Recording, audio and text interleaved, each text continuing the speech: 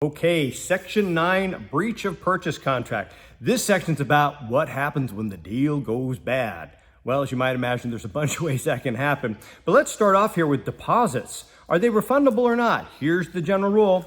All deposits taken by a dealer are refundable until you have a signed purchase contract. So it doesn't matter if you give them a receipt that says non-refundable. It's refundable until you have a signed purchase contract from the buyer.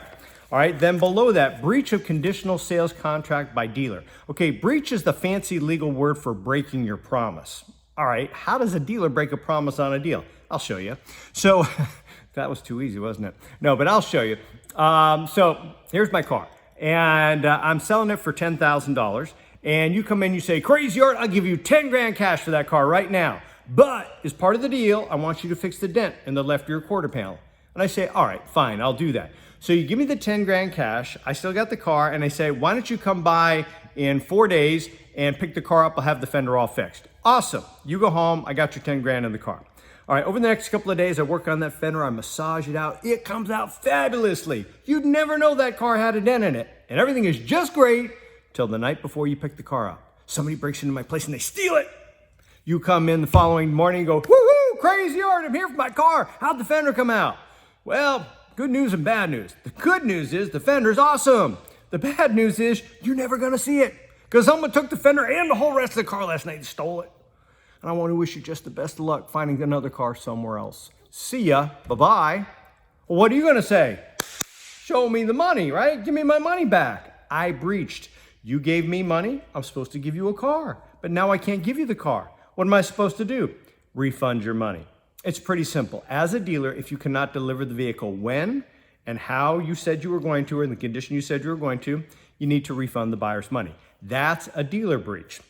Now, let's turn it around, and now you, the buyer, are gonna breach on a conditional sales contract. You're gonna stop making the monthly payments. Yeah, it's repossession time. Now, I'm gonna give you repossession in 5 basic steps. Troop repossession is considerably more involved.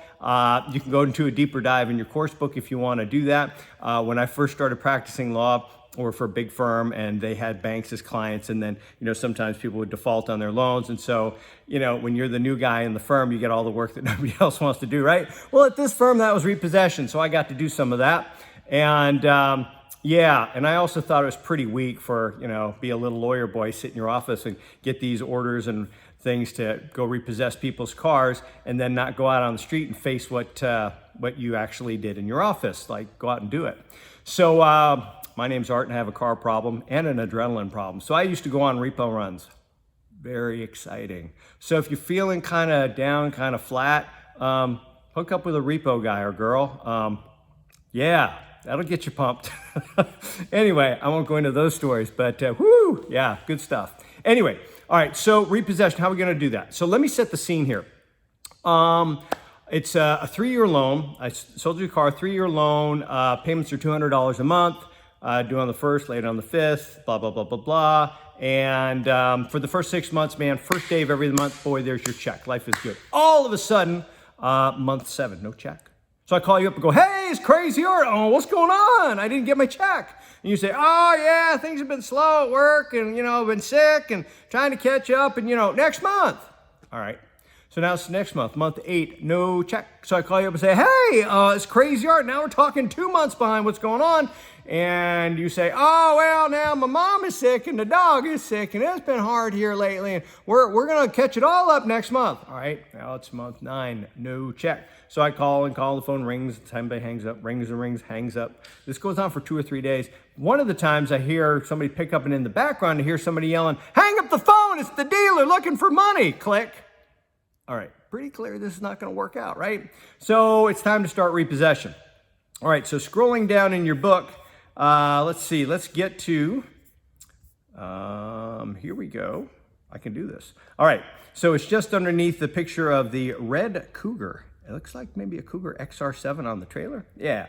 All right, so here are your 5 steps. Step number 1, I'm going to send you the 15-day notice. It's a written notice. It says, buyer, you are in default. It is your fault. You are now 3 payments behind, $200 each, that's $600. You got 15 days from the date of this notice to pay me the $600. If you do, awesome. We're gonna pretend like it never happened. You keep the car, same interest rate, same payment schedule, life goes on.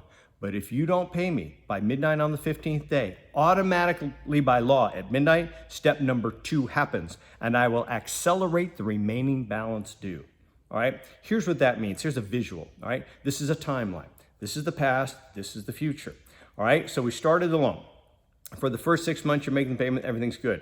Then you stop making the payment. So I sent out the 15-day notice, all right? So now you got till the 15th day to make the payments, all right? If you catch up during that window with that $600 and make all those payments within the 15 days, awesome.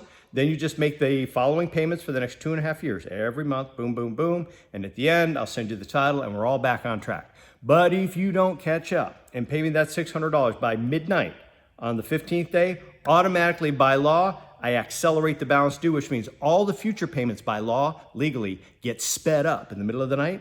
And now you owe me everything. What you're behind the $600 plus all the future payments, the whole balance is due. $8,500 is due on the 16th. So you got 15 days to pay me the $600 and then just make monthly payments and we're good. If not, you owe everything on the morning of the 16th. That's accelerate the balance due. It just happens automatically. You don't have to do anything. Then I go to step 3. I'm going to repossess the car. Step 4, I'm going to sell it. I don't want it. And step 5, I can sue for all my losses, court costs, lawyer fees, repo fees, loss in value. Am I going to sue you? No.